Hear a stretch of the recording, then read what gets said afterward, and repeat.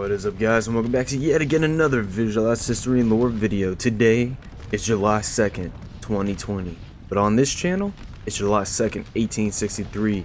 We are the right flank of the Confederate Army. We are Longstreet's division attacking Sickles' 3rd Corps that's pushed out from the rest of the army to achieve better ground for his army. Let's see how that turns out for him. Welcome back, guys. We are in the second part of our 3-part Gettysburg recreation series on the days it happened, seeing just how it happened, and not just seeing just how it happened, but with the accurate size men. That's right. The 9th Alabama from Wilcox's brigade and Anderson's division on day 2 had 306 men. The 63rd Pennsylvania 1st Brigade of the 1st Division of 3rd Corps had 246 effective fighting men. The 5th New Jersey 3rd Brigade 2nd Division 3rd Corps had 206 men. This is the exact amount of men effective fighting. This is where it happened. This is not exactly how it happened, but this is what it was like. Welcome back, guys. Alright, let's go ahead and just take a look really quick at what we got here. As you can see, it extends all the way down here. We're about to enter the Peach Orchard with the Barksdale Brigade that entered it historically and performed one of the greatest charges the war has ever seen. And as you see, we're going to have some Kershaws going into the Rose Woods here soon. Oh no, somebody's routing. Yeah, yeah. The 1st Richmond howitzers are already routed due to the overwhelming Union artillery supporting. So not only are the infantry 1-to-1, the 1st North Carolina Artillery Campbell Battery, McLaw's division, had 4 guns. It had more than 24 men, but it's a video game, so that's what it requires to run the battery, so that's what we give them. Pulaski, Georgia had actually 4 guns, you know, and all the ordinances aren't exactly correct. So for example, Troop Georgia probably had like 3 10-pounders and 1 Napoleon, because the Confederates like to do mixed batteries. Obviously, it's a game, and the game engine restricts us from those sort of things, so we gave them 4 10-pounders, for example.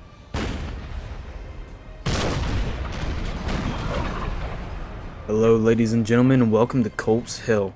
So, the Culp's Hill attack will actually not go off for a little bit. I know we were just over on Little Round Top and, you know, Peach Orchard, Wheatfield, Rosewoods, Devil Den. We're all over there now, but day 2, we also have the attack on Culp's Hill. Culp's Hill is the Union right flank and the Confederate left flank attack. Ewell, who's leading the 2nd Corps here, can actually hear the batteries from Longstreet going off, and that is supposed to be his signal to start his attack. However, he only starts an artillery demonstration and a slight skirmish demonstration for the next couple of hours. The attack does not go off, actually, the full infantry attack, until 7 p.m. 7 p.m. Remember, these guys can't fight in the dark.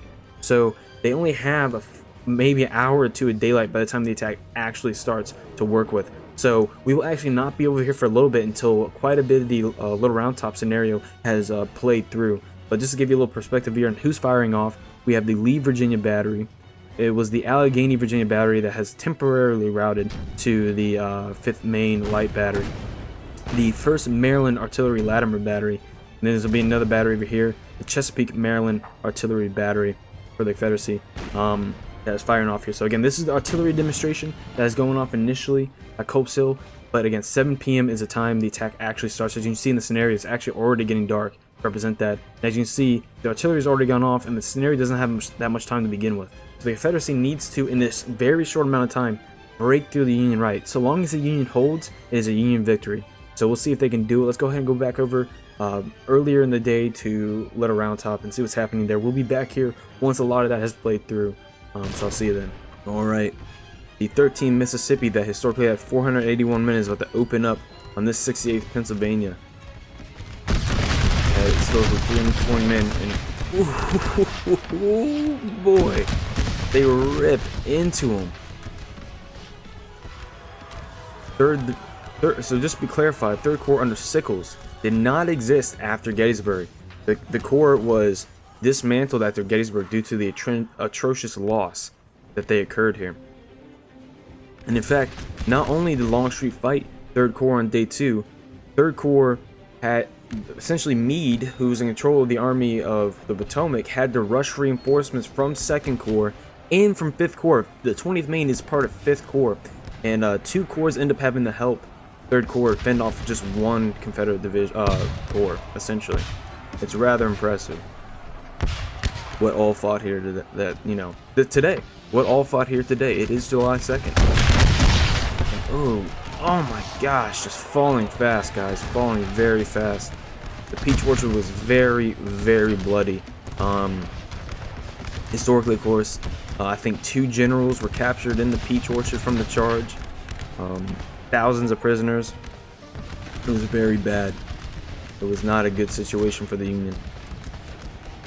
But as you can see, Sickles did have a good position for his artillery, so at least you got that for him. The 2nd New Jersey Artillery, Battery B of 3rd Corps. Looks like they're here with 6 10-pounder batteries. Oh, no, a little bit of friendly fire. Oh my gosh. No. How horrible. Not for me, I'm playing the Confederates, but horrible for a Union player. 1st Rhode Island Artillery, 6 Sons of Napoleons. Now, see, the Union was a lot easier. The Union has nice and pretty and neat.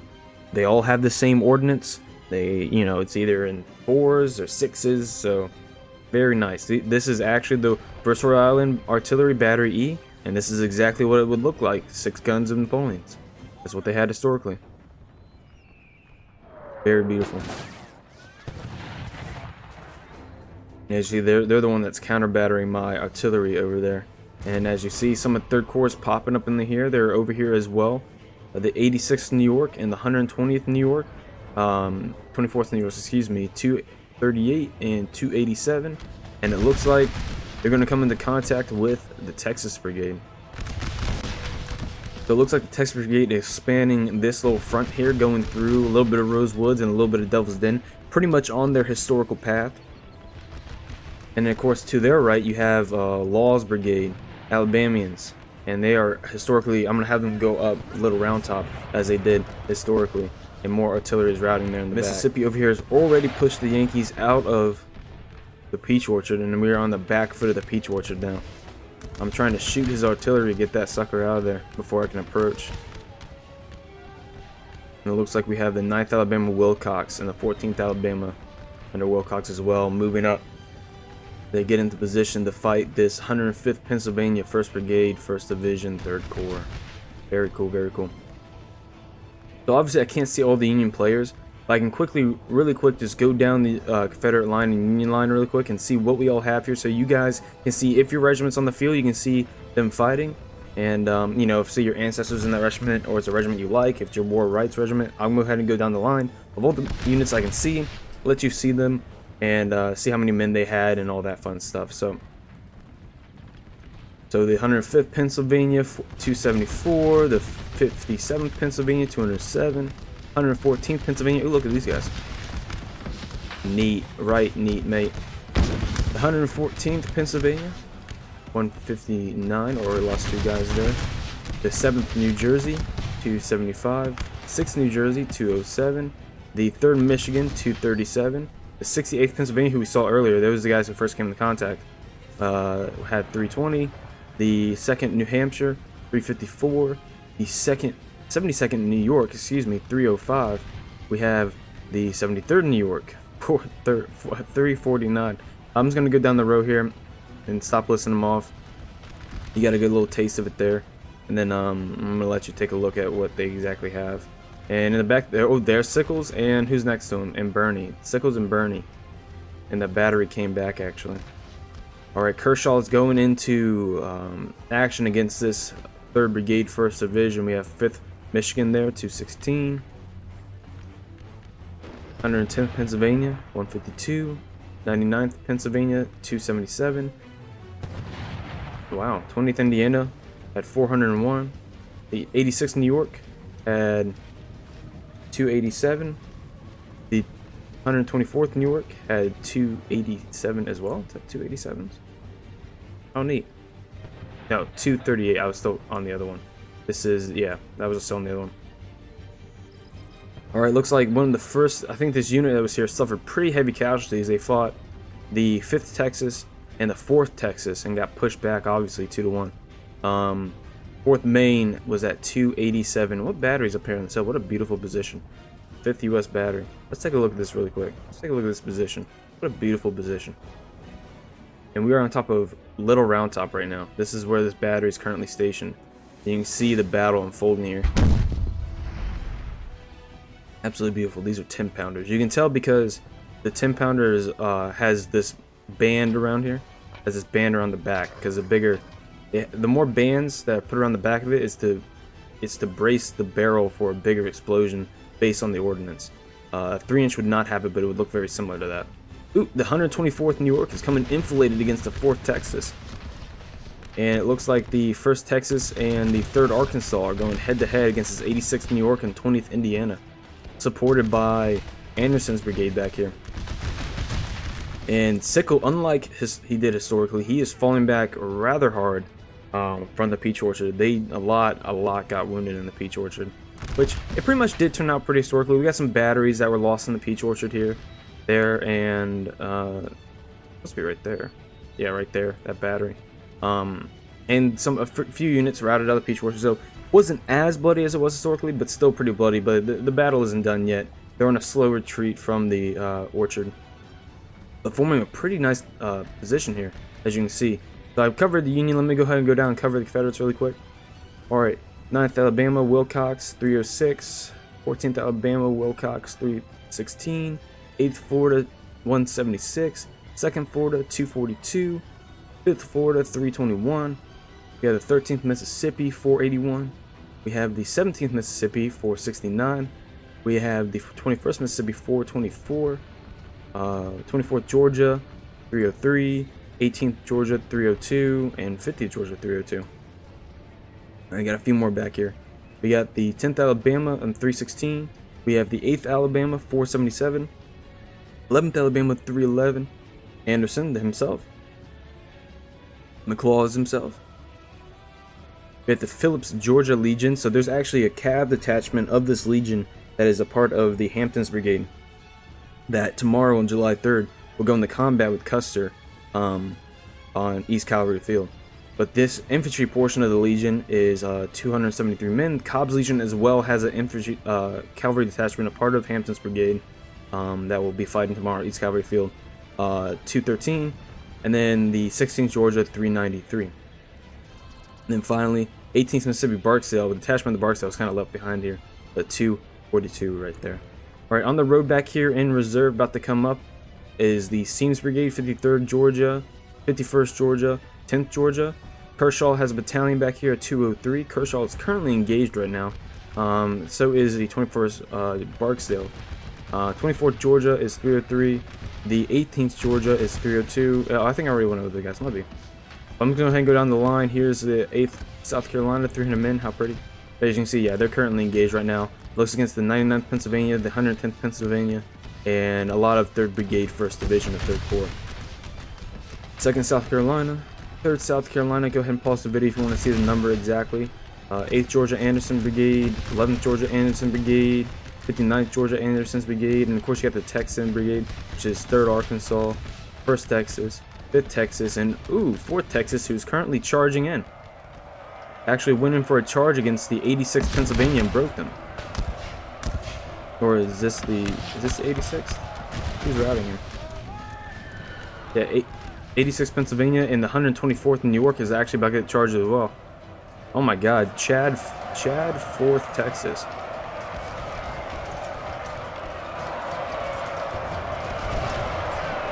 I think Texas also standard note. There it is. Absolutely beautiful. But credits to the 124th New York holding strong, and the 20th Indiana on the retreat, but gave them time for that to happen. So they're going to get 2v1'd here soon. So not going to be very good. The 4th Maine that lined up on this hill again got reeled back. They had 287. So I think I went over all the Texas Brigade there, so let's go ahead and go over Benning's Brigade, who went through the Devil's Den historically. The Union doesn't have as much in the Devil's Den as they did historically, or Rose Woods. I think they're falling back to a more defendable position along the ridgeline, the line that Sickles was originally supposed to take. So we'll see how that turns out for them. Maybe they can change history and not take so many losses as they did historically in Day 2. 15th Georgia, 20th Georgia, 17th Georgia, and 2nd Georgia, all part of Benning's Brigade. Heading far right here, the 15th Alabama that you actually see in the movie Gettysburg is heading to the extreme right, hopefully take on the 20th Massachusetts, or Maine, excuse me. Yeah, Massachusetts. How blasphemous is that I just said that? They had 500 men. I think the Maine had 501, so that's pretty even out, huh? 48th Alabama there. We have the 44th Alabama, 47th Alabama, and 4th Alabama. A lot of fours, a lot of fours. In the back here, I have the reserve artillery back here. I am waiting to deploy them just because he retreated a lot of his batteries onto the original line. And again, these are the historical restrictions. These are the we have to fight with what they had and the situation they were in. But how we fight it is completely up to us. So, again, everything can be changed today. The Confederacy could wipe the field today, or the Union could counterattack and wipe the Confederacy's right flank. You never know with these. I don't like scripted events. These aren't perfect this isn't a perfect like one-to-one reenactment of it. It's just a recreation. So the 13th Branch New York Artillery, the 1st Rowan North Carolina Artillery, the Charleston German South Carolina Artillery, and the Palmetto South Carolina Henry Battery Artillery. And over here we have General Hood himself, who was wounded actually in and around here. Yeah, it was before they entered the Rosewoods for sure. And it was when Texas was coming down in towards Devil's Den. So it wasn't quite into Devil's Den when he was actually wounded, and McLaws took over. As you see, McLaws is all the way over here dealing with all this. So that's kind of the reason that a lot of this confusion happened for the Confederacy day 2 on the right flank with Hood's wounding. Alright, so huge mass rout on the left flank for 3rd Corps. 99th Pennsylvania is out of there, 20th Indiana is out of there, and the 124th New York also lost its battle with the 4th Texas, who barely took any losses actually. Wow. The 5th Michigan and the 115th Pennsylvania have all reformed up, and actually the Union's actually getting some gains back here. I think breaking one of the 13th Barksdale's Brigade units, but they are reforming and reattacking here. They have formed a very nice position over here, and Sickles seems to be leading it personally. And the Wilcox, the same units that have been engaged all game, are still the ones on the front lines here so far. They have not yet been replaced. Who holds this little peach orchard here? The 73rd New York, 2nd Brigade, 2nd Division, 120th New York, 2nd Brigade, 2nd Division, and the 71st New York, 2nd Brigade, 2nd Division are all holding this line against the 14th Wilcox Brigade, essentially. Yeah, Wilcox and a little bit of Barksdale Mississippians. As you can see, there is just a massive amount of artillery raining down from these hills back here. You see that battery, that battery, that battery, that battery. There's another one right there, and there's 4 up on Little Round Top. The artillery advantage for the Union is very historical in this scenario, so that's why I'm leaving a bunch of my batteries in reserve there, because I don't want him to pick off my batteries too soon. I don't quite need them yet because I'm coming through these Rose Woods here, and it's in the wheat field essentially, and it's not as deadly for artillery just because I'm a little bit concealed. But once I come up into this open field, I think I'm gonna be feeling it a little bit more.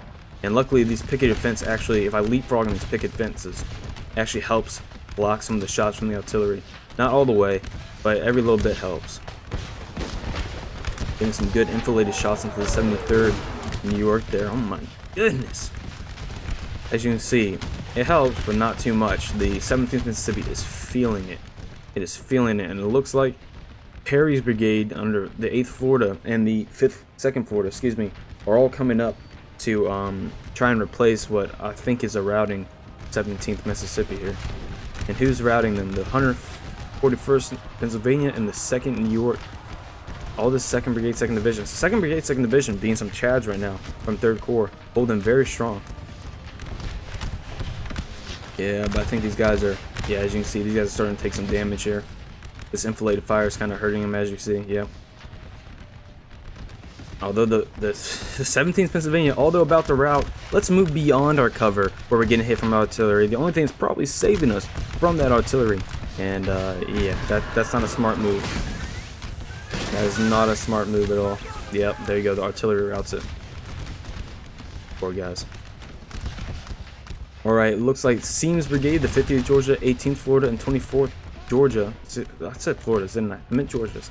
are all engaged here against 3rd Division, 3rd Brigade, 1st Division, and Kershaw seems to be coming into line here into the wheat field, which is historically one of the key points of the battle that was just very bloody.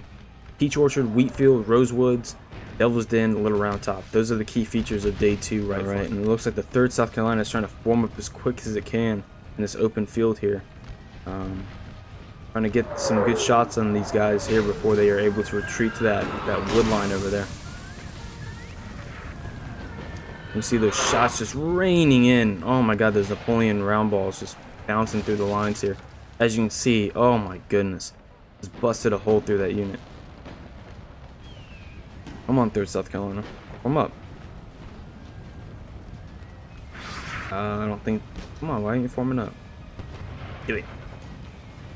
Oh. And just as I was about to fire off, they get a move order. They get an advance order.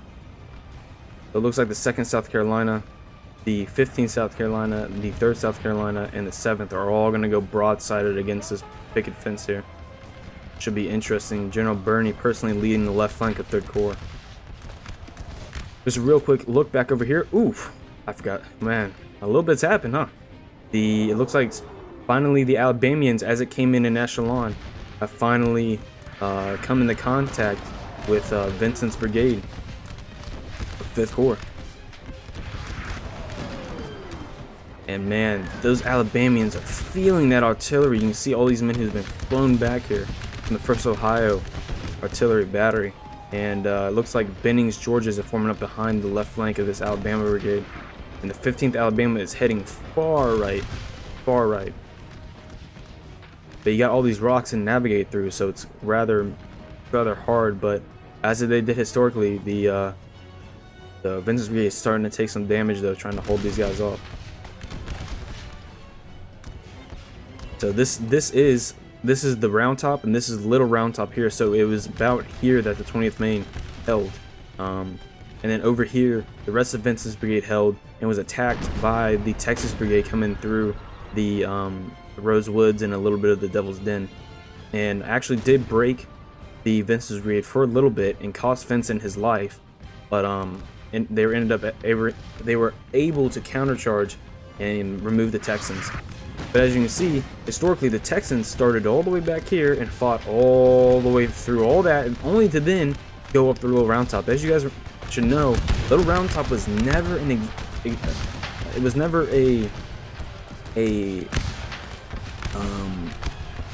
a goal for Longstreet. All Longstreet's goals for his attack that day were met. Little Round Top was not a part of the attack. It was, hey, we're here, we don't see anybody up there, we already got all of our stuff done, let's go ahead and go up. But of course, Vincent arrives just in time on Little Round Top to fend off the Texans and Alabamians just in time. But that's only because they had already fought across a mile and a half of unknown terrain against their enemy, 3rd Corps and 2nd Corps, only to come on to fresh 5th Corps. 5th Corps just arrives on Little Round Top. They don't fight anything down here, and it's rather impressive. And the reason they arrived just in time, as you see, wow, the Kershaw is moving up for some point blank, but as you can see, they're taking a lot of damage here as well. The reason this happens is because Gouverneur K. Warren, that is up on Little Round Top, asked the battery that's up here, say the 1st Ohio, it's probably not actually that battery, but he asked them to fire some shots down into these woods, down to the woods, and he sees glimmering in the woods, reflecting. That doesn't happen in nature. He realizes those are bayonets. Because when you get shot at by artillery, you don't sit still. You find a tree to hide behind, right? And he realizes there's troops coming up to the Little Round Top, which again was never an objective for the Union or the Confederacy at the time. But Gouverneur K. Warren, the engineer for the Army, sends orders down, we need men up here. Alright? That order needs to first go to a general. That general then needs to give it to a divisional commander. That divisional commander then needs to give the order to a brigade commander. Then the men move, and then they finally arrive in their position. You see the chain of command here? Well, the carrier going down the line, back towards the general, ooh, big charge here, big charge. Looks like the 7th South Carolina and the 3rd South Carolina is going to try and dislodge this 115th Pennsylvania and 5th Michigan. So this carrier is going down the line to the general to give the order from Gouverneur K. Warren. Well, Strong Vincent grabs the man by his lapel and he says, "What are your orders?" And he says, I can't tell you. He goes, damn you, tell me your orders. Now, those exact words? Probably something very similar. And he says, General, they're going to be sending y'all up there. He said, okay, go on down the line, tell him I'm on my way already. And because he broke that chain of command, because he stepped outside the box and did something like that, he arrived like 10 to 15 minutes before the Texans and Alabamians did. I mean, it was a hairpin close situation up there. And even then, he had to give his own life just to hold the position. Very impressive work by those guys. And, yeah, absolutely cementing themselves in history there. So it looks like the Union has pulled off a little bit from this initial line, although the Confederacy has made no advance here. Looks like the Union's going to give a little bit of a counterattack, see if they can retake this orchard. The 5th New Hampshire and the 148th Pennsylvania are both pretty fresh still, fighting some weakened 14th Alabama and 9th Alabama. Maybe they can retake this here. And it looks like the 61st New York, man, they have taken some damage. Are actually holding pretty well here. Oh no, who's dead? Birney, who's leading the left flank of 3rd Corps, is dead to the South Carolinians who broke through there. Man, it looks like the South Carolinians will get the charge credit for today and not the Mississippians. Historically, the Mississippians were the ones that did the big charge, and you know, I think captured 2 generals at the cost of the life of Barksdale himself. But one of the greatest charges the Civil War has ever seen, probably the greatest in terms of what it was able to accomplish. And looking back over here at Little Round Top, the Alabamians are still engaged. So this is happening pretty early. So again, the Union fell back pretty fast. Obviously, we know historically today that that is not the position to hold, right? So in real life, 2nd Corps was coming up to help 3rd Corps, and they were funneling troops into this meat grinder on both sides. Both sides took considerable damage, but the Union took historically a lot more damage, even though they were on the defense, than the Confederates did, because it was just not the position to hold. Longstreet's attack was very well formed. He was a very good general, old warhorse. His big thing is that he was a great general. He can perform very well, but it just takes him forever to get into position. Who's routing here? Well, it looks like the 8th Florida is actually routing, and the 13th Mississippi is coming in to help. So yeah, this Union counterattack worked out very well and broke the 9th Alabama. The 14th still holding strong, but it looks like the 10th Alabama will have to come in and support, and broke the 8th Alabama as well. So the 2nd Florida, 8th Florida as well. So it looks like they have to reform. And oh my God, 13th, you didn't have to do them that dirty. 5th New Hampshire getting a deadly volley into them. Some overhead fire over top of the Florida Indians there, and they are holding strong. They are still in good order. I think they lost. Yeah, they lost their officer, but they still have their standard for today, and holding strong. 81st PA. So they did do a very successful counterattack. They just got outflanked due to the fact that the Kershaw Brigade broke through over here. And it looks like the Kershaw's Brigade. Oh, who is this? A little bit of Scenes. It's a little bit of Anderson's Brigade. Yeah, it looks like a little bit of Anderson's Brigade has actually come up to support this. So Kershaw, the Kershaw has been fighting for a while through Rose Woods, and now here took a lot of damage in the wheat field, and now they are desperately trying to push off this counterattack, which they are able to do, and they're able to secure these woods. So very good on their part. Although it's not done yet, the 114th Pennsylvania and the 57th Pennsylvania is trying to move up to support the flank of the successful attack. Is that the 10th Alabama? That's the 10th Alabama. Let's see them get in position here.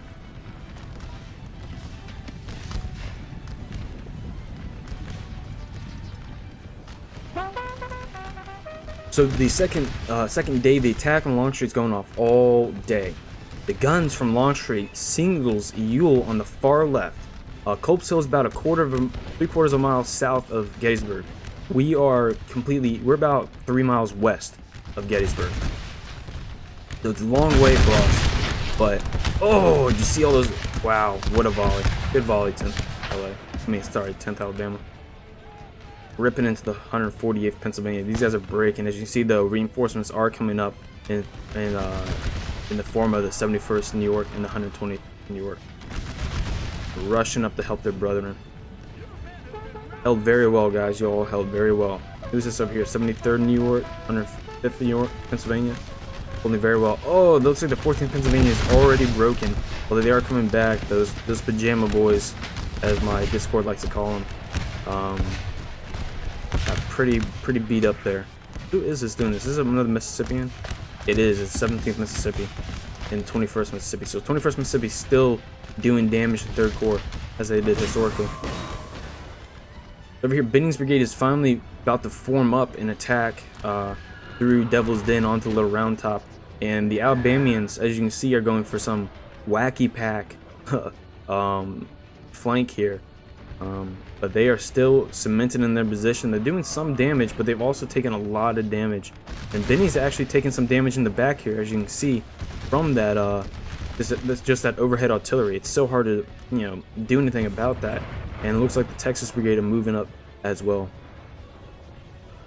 So this push out from 3rd Corps to attempt to help the counterattack here seems to have failed a little bit. I think they're reforming and starting to fall back towards the left side of Cemetery Ridge. This is Cemetery Ridge right here, guys,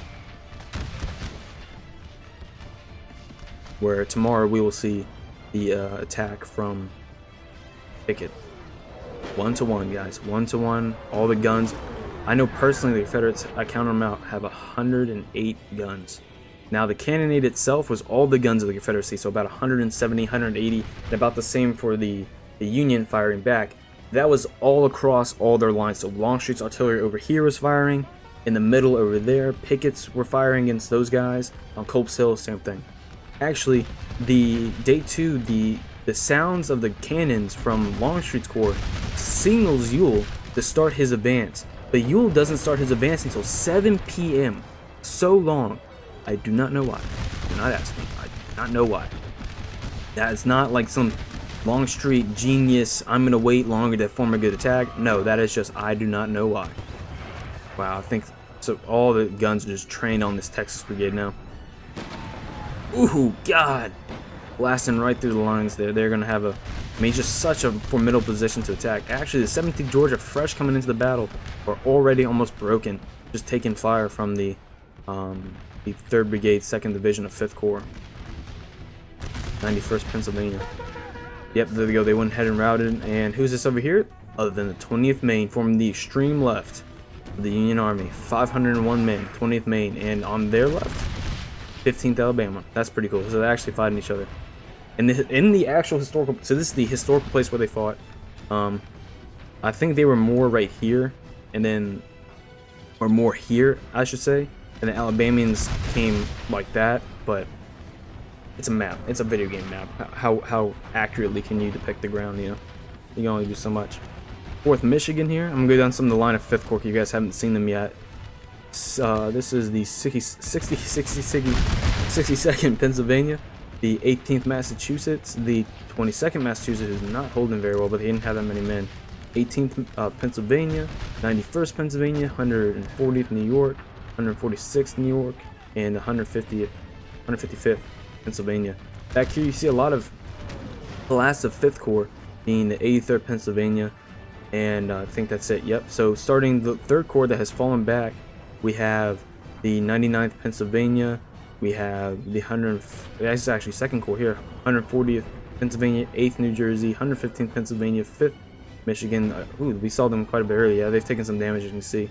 66th New York, 2nd Delaware, 2nd Brigade, 6th New Jersey, 2nd Brigade, Harrow himself leading 2nd Brigade, or Harrow? Yeah, helping with 2nd Brigade. The 82nd New York here from 3rd, and I think there's some more 2nd Brigade in these woods back here that I can't see currently.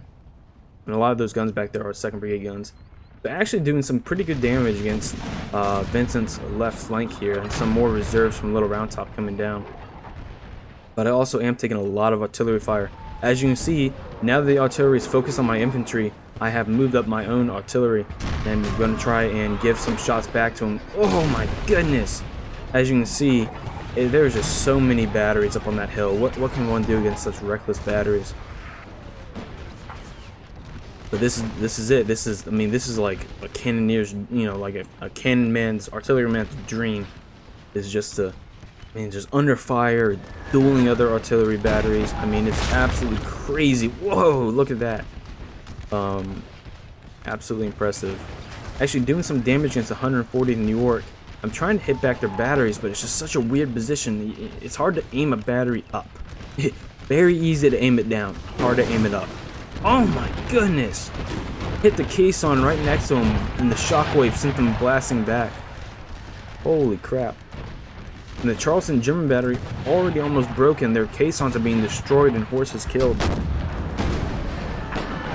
Oh my god, there goes the Charleston German battery. And it looks like actually the 4th Texas from earlier that did so much work earlier is actually having trouble as well.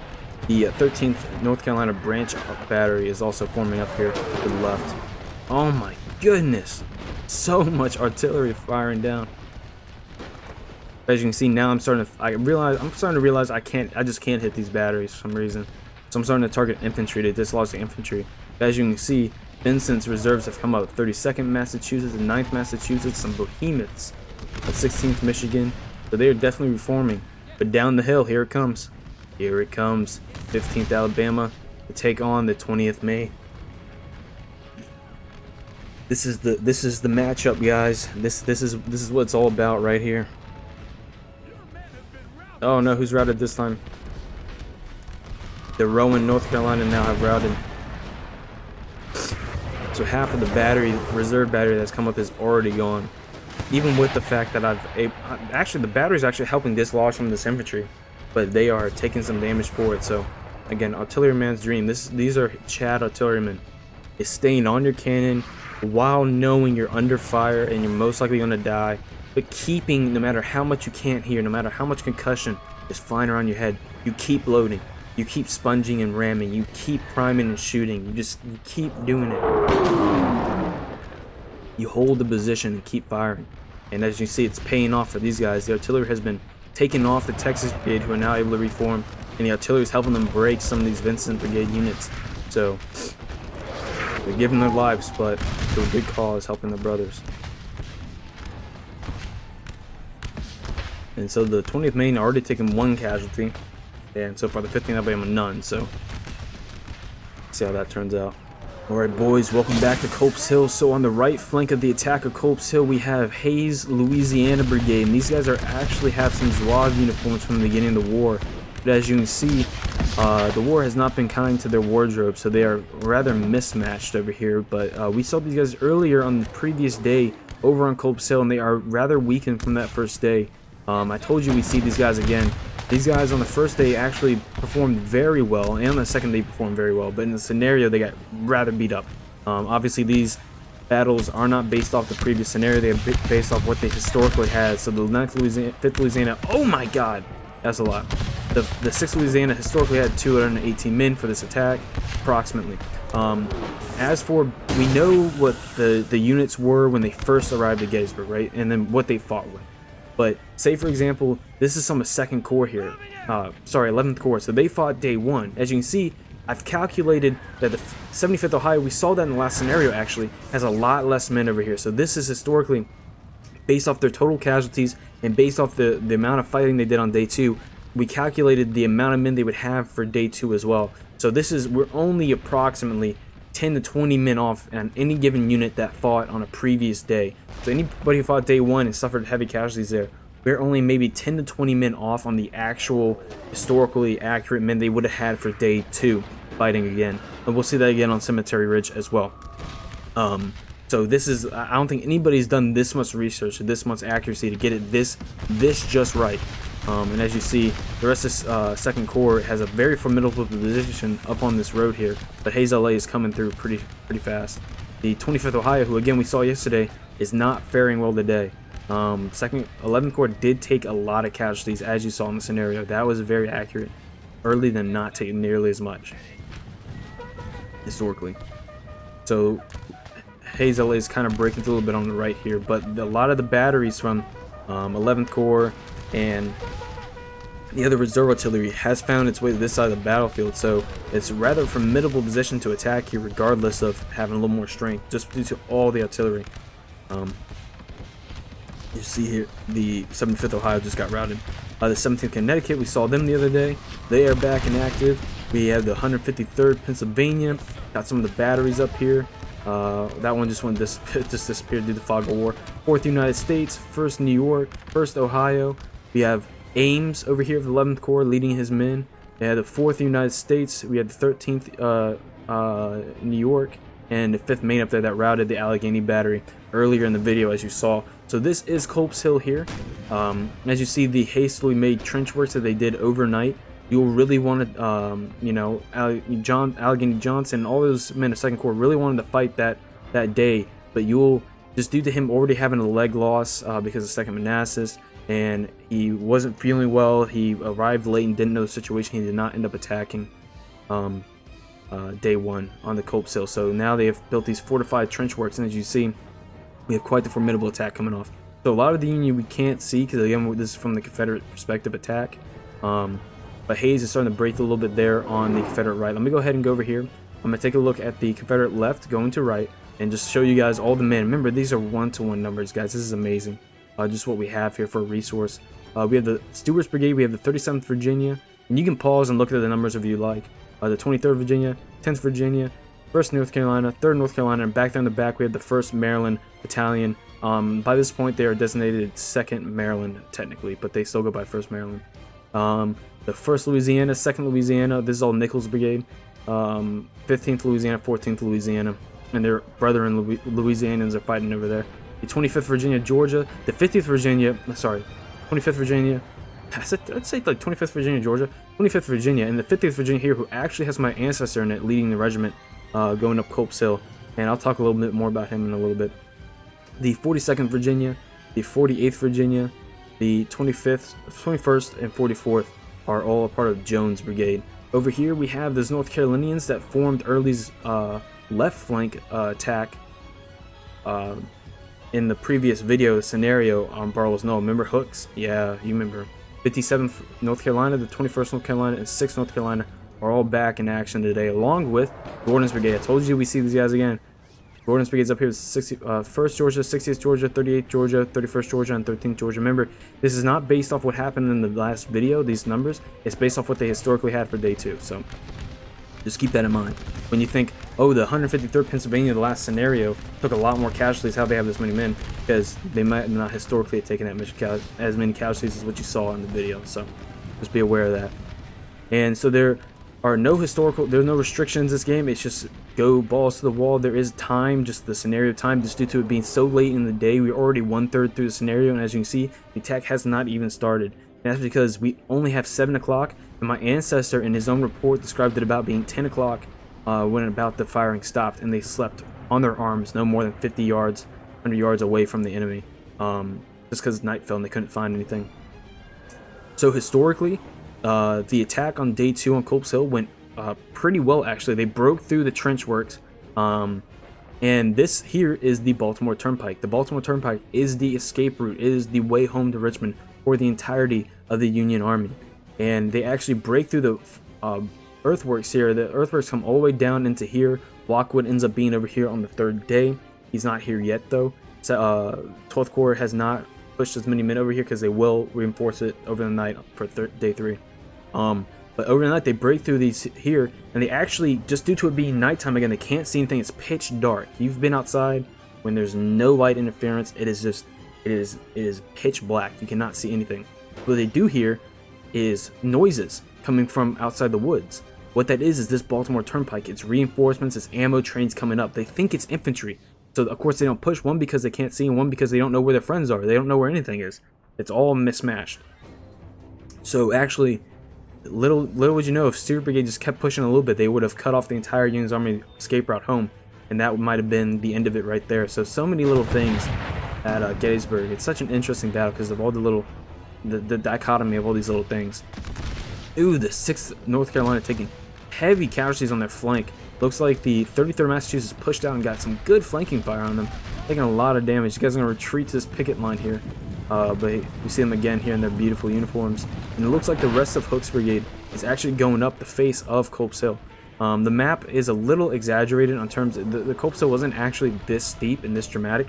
It was more spread out. So like the slope would come down like to here, right? So it's more accurate on this side how the slope was actually like. As you see the slope goes up very gradually to fortifications. That should be all around this. It should not be this dramatic over here, but this is just what we have for the scenario at the moment. Nonetheless, pretty awesome. taking a lot of casualties on that 33rd Massachusetts, and 6th North Carolina is not on their game today. They missed all their shots there. I think it's just due to them being behind this fortified stone wall here. It's actually hard for them, and yeah, they go ahead and rout them. 33rd Massachusetts routs them. Very impressive, 33rd Mass. The 41st New York had actually pushed out, and Gordon's brigade will be trying to refuse that. Looks like the Union has reformed here on the left. They have a bunch of guys from 2nd Division. 2nd Brigade, 1st Division, 11th Corps. So a lot of the guys from day 1, 11th Corps are fighting off again against the same guys. So let's see if they can do any better. Man, what a climb! Look at these North Carolinians go up this slope. Impressive.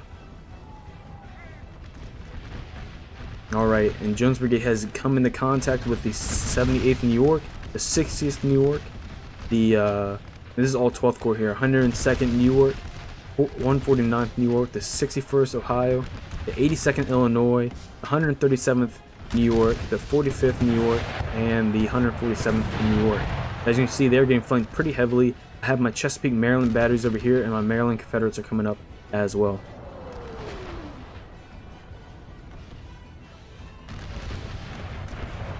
Stewart himself of Stewart's Brigade is a Marylander.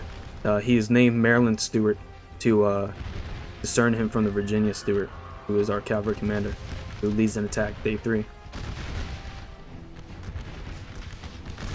So as you can see, not knowing where their position is, Stewart Brigade historically is actually kind of getting around the Union trench works here. And they haven't quite broken through yet, but pretty impressive that they've already extended the line, and the Union will be rushing reserves there soon from 12th Corps and some of the remnants of 1st Corps who are still here on the field today.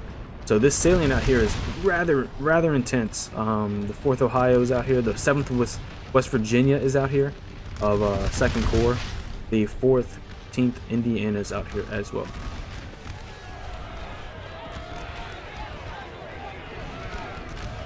Alright boys, welcome back, and the 15th Alabama is going for it. They're going to charge the 20th Maine.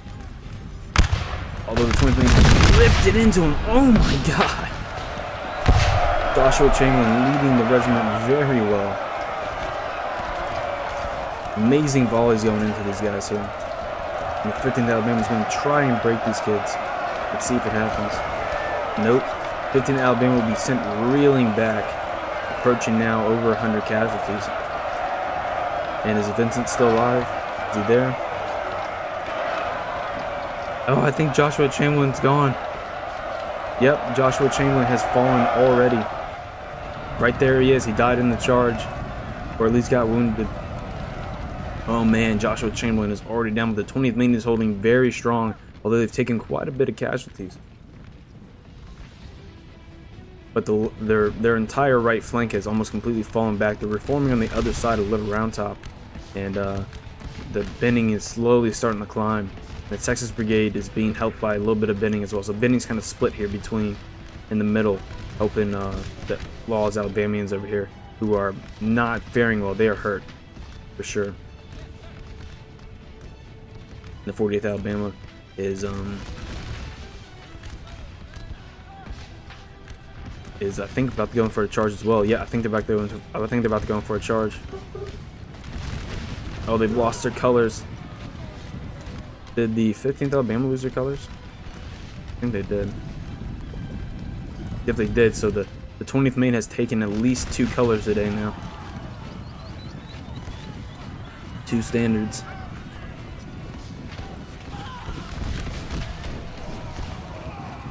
And it looks like the 40th Alabama will be the 20th Maine's next opponent. Oh my goodness. Ripping into him. Oh my god. These poor guys.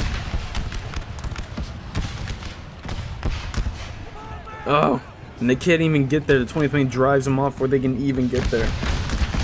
Oh my goodness. And shooting at them while they're running. No mercy. Alright, Law Brigade is now down to half strength. Half of their regiment has routed beyond half strength because what's left of the half of Law's Brigade is still very weak. But so is Vincent, so it looks like the rest of...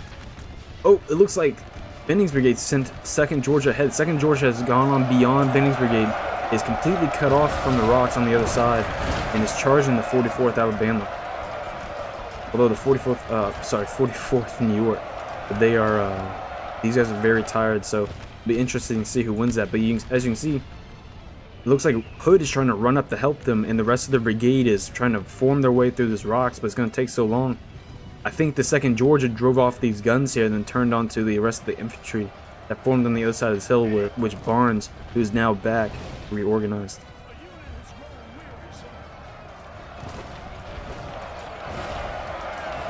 And they're getting slowly surrounded, although they are winning slightly in the combat. And that's it. The 45th New York is broken. And it looks like they drove off, yeah, that battery as well. Barnes is going to need to get out of there before these guys reform. Oh no. Oh no. Oh no, Barnes is down. That's it. Barnes is out of here. Yep. Brigadier General James Barnes as well has been either killed or wounded this day. And the only one who's holding left is the 20th Maine, who is still holding strong, although taking a lot of casualties. So they're going to try and hold off against the 44th Alabama and the 4th Alabama. And actually the 62nd Pennsylvania is still holding pretty strong. They have quite a bit of men. The 47th Alabama here under Law is going to try and do something about that. I think they're being helped by Benning. Yep, being helped by Benning. So Benning's brigade is now over Little Round Top. Little Round Top has completely fallen at this point, and the 20th Maine is cut off from the rest of the army. So not a good situation for the 20th Maine, but I think they'll hold out. All right, boys, welcome back to Culp's Hill. On this side of the battlefield, things have turned out a little stalemated. Howard was able to rally his men and hold against Hayes LA. Hayes LA did break through a majority of the Union here, but as you can see, they've reformed. He did not receive his reinforcements, and he's not going to continue to push. And as you see, they're just going to reform the lines out here beyond the trench works, and I don't think Gordon's and the North Carolinians will be attacking again on that flank, at least not for today. Over here, Howard, Jones' brigade of the Virginians didn't make a very bold attack, but as you can see, it's just impossible to attack this. You know, just their heads are peeking above, and you have to get a headshot or no shot at all.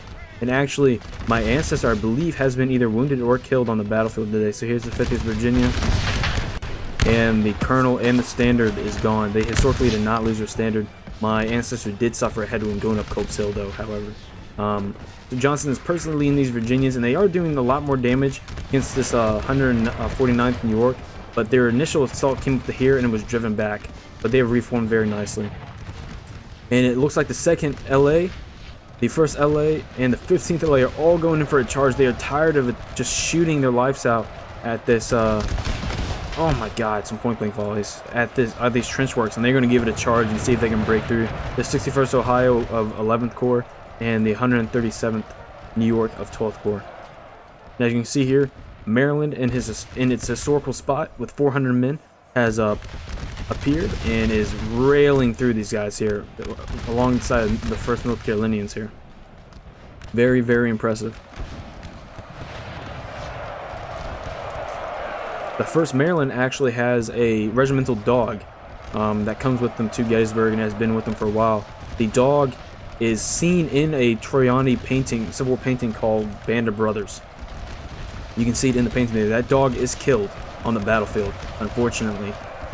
Shot by a Union soldier, and it's just unfortunate. But the Union soldiers, when you know, they attack, obviously day 4, the Confederates ever leave their position returning to Virginia. The Union soldiers there bury the dog with military honors and call it the only good Christian on the field that day. So pretty interesting little backstory there. The 1st Maryland does lose their regimental dog. If 1st Maryland had a John Wick, this Civil War would be over. So it looks like the LA boys have broken through and are coming into the flank of the 149th New York. Jones is holding those guys down, so very impressive. They are breaking through heavily on the earthworks here. As you can see, as they historically did, this is happening almost one-to-one historical down here, guys, with the numbers. It's actually crazy that we didn't plan this out, right? This is not scripted. This is just the positions we were put in, and it's just the attack to make, right? What else are you going to do? So, as they did historically, they shifted reserves from the pinnacle of Culp's Hill down to the right flank to try and shore it up. Then you see they are routing pretty heavily across the field here, and Stuart Brigade is making its way towards Baltimore Turnpike. And if the Baltimore Turnpike falls, that's it. That's it for the Union Army. And you see they look like they're limbering up some batteries, getting ready to come over here. And quite a bit of men are making their way over here as well. Looks like we have the 14th Brooklyn from day one. As you can see, they have suffered casualties. A lot of the Iron Brigade. Okay, guys, this is the Iron Brigade here. But what is left of them from day one, as you can see, this is, again, we're only off at the most 10 to 20 casualties based on what they would actually have day two. And it's really hard to find out what casualties or what the exact men they had on was day two, because they just didn't know. You know, they didn't know how many men they had lost exactly yet, because they don't know how many captured, they don't know how many wounded, because they're still fighting all throughout the night. They're digging trenches. They don't have time to sit there and do casualty reports, you know.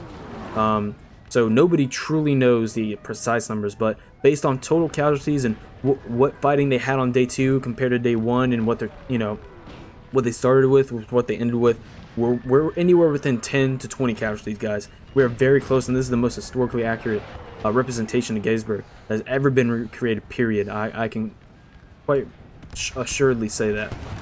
It looks like the 10th LA is going for another charge against 122nd New York, but is driven back. Good job, 12th Corps. It looks like Jones Brigade is going to move up, enfiladed into this position. And the LA troops of Nicholas have broken through the trenches, but they have suffered heavily. As you can see, that battery was turned around, is now raining down into the hill. Actually, Allegheny Johnson is taking a beating there. His staff is, at least. So Allegheny Johnson is given that name because of his position early in the war out in the, well, out, you know, in the mountains of western Virginia, Cheat Mountain. He's given that position, who opposes the Union Mountain of Droop Mountain. You guys can look that up. Early West Virginia fighting in the mountains there, northwestern Virginia. And so Allegheny Johnson is actually captured at Spotsylvania Courthouse here in a little less than a year. His second corps here, this corps, is attacked on the Mule Shoe there, which is most famous at Spotsylvania Courthouse, and he is atop the trenches, front lines, melee combat, Spotsylvania Courthouse, swinging his big club around. He was a very tall, very broad man. That's why that's another thing it probably played into his Allegheny name. He's given a mountain man's name, right?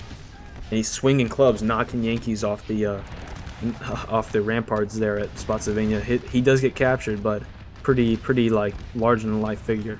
All right, back on the side of the field, the 44th Alabama still has their colors, but no officer, and the 4th Alabama has their colors but no officer. But they are going in for the charge against the 20th Maine. They are tired of shooting. They're going to give it to him, and Hood's going to personally lead the attack. I think the 20th Maine is still holding very strong. So it'll be interesting to see who actually wins this. And the 44th Alabama is now tired as well. That is going to play into it quite a bit. Oh my gosh, look at that, look at that. It's so beautiful. Look at those colors coming, waving.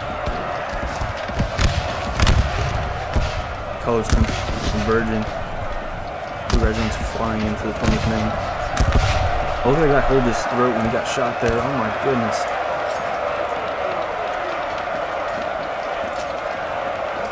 The 20th Maine is now in the combat.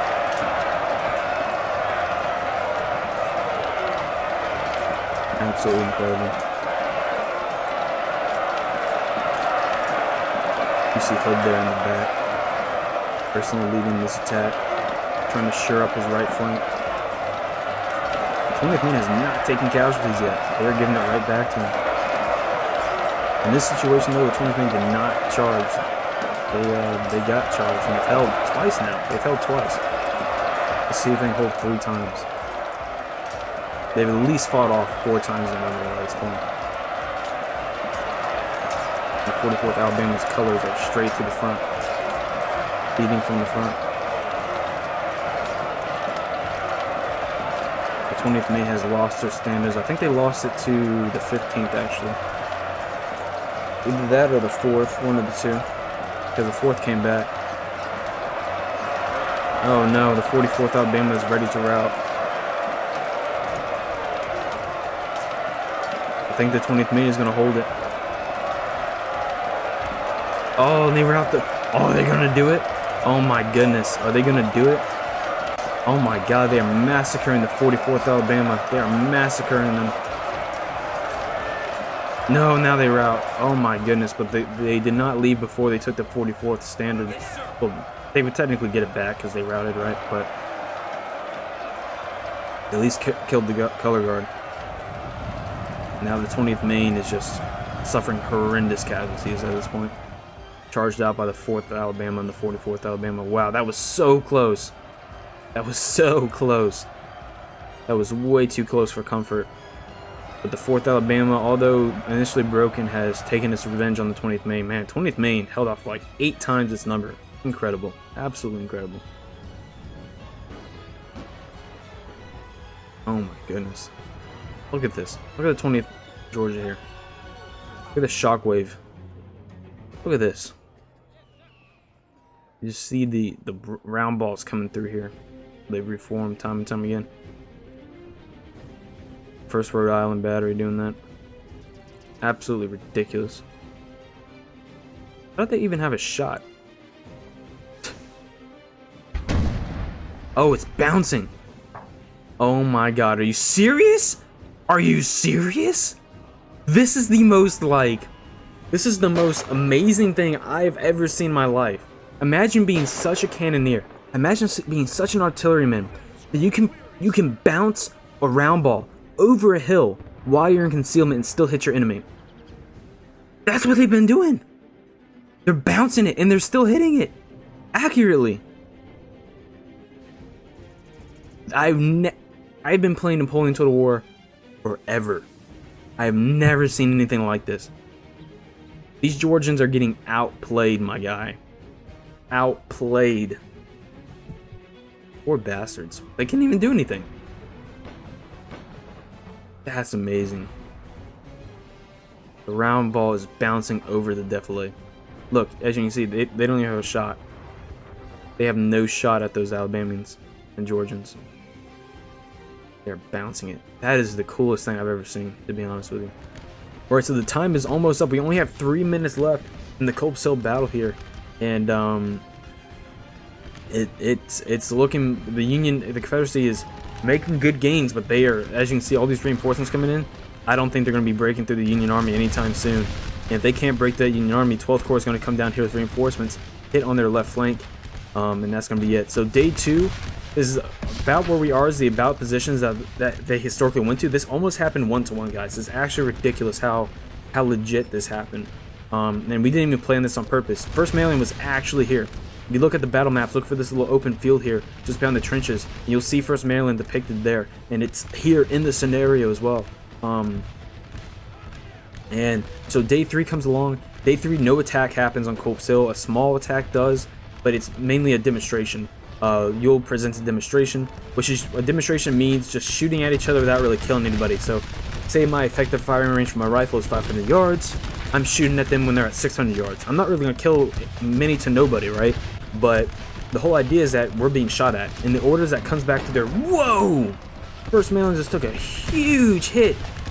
Oh my goodness. Are they going to hold on?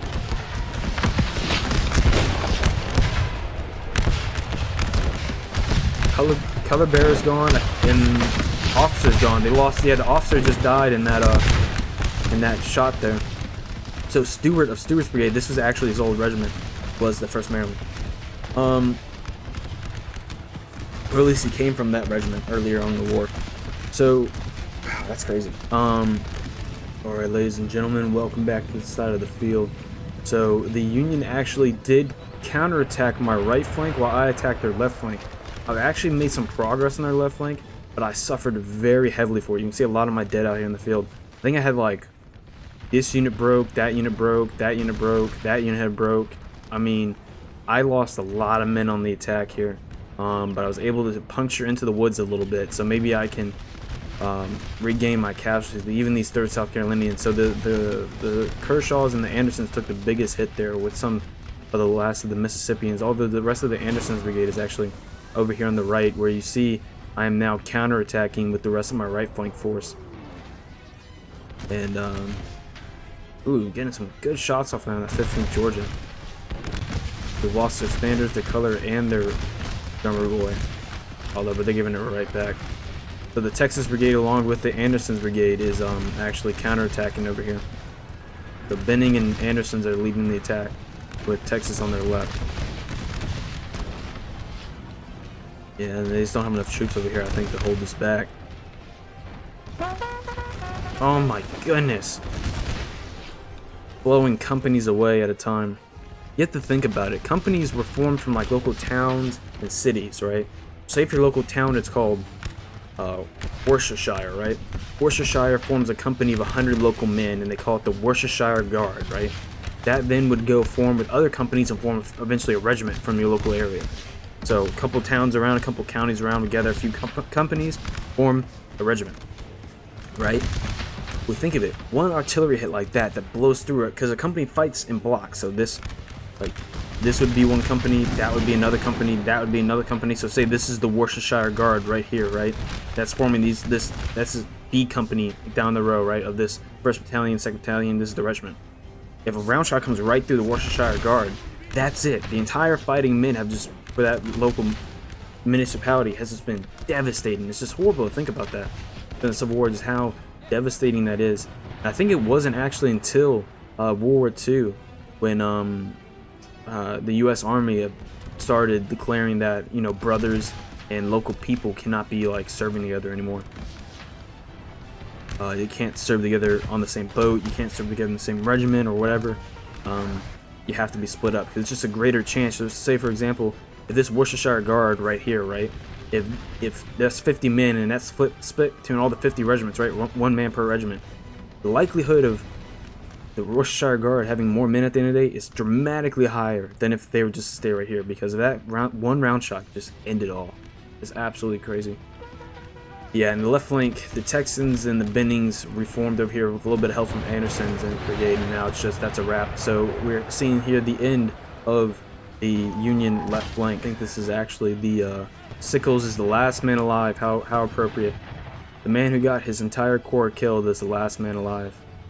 I think I'm going to be bastardized, right, if I don't talk about Sickles. So those who don't know about Sickles, Sickles was a politician. He's not a career general. He is Francis Scott Key's, I think, grandson. So the guy who wrote the, you know, the Star Spangled Banner. His grandson actually was involved with his wife, and when Key was trying to signal to his wife that he was there, Sickles came down from his house and shot Keyes right there in cold blood. And then he actually won the court case in his defense that he was temporarily insane. It is the first temporary insanity case to ever win in the United States. On top of that, when he gets to, you know, he has an okay performance throughout the Civil War. When he gets to Gettysburg, of course, he moves his men out into the wheat field, ignoring orders for better position. Maybe it was for his artillery, but his men got slaughtered out there. He actually is wounded out there. He loses a leg, and as he's getting dragged away from the battlefield because he's lost his leg, he has a cigar in his mouth and he's waving his leg in the air. So he's still a fighting man. So you can't call him a coward, at least. Maybe an idiot, but not a coward.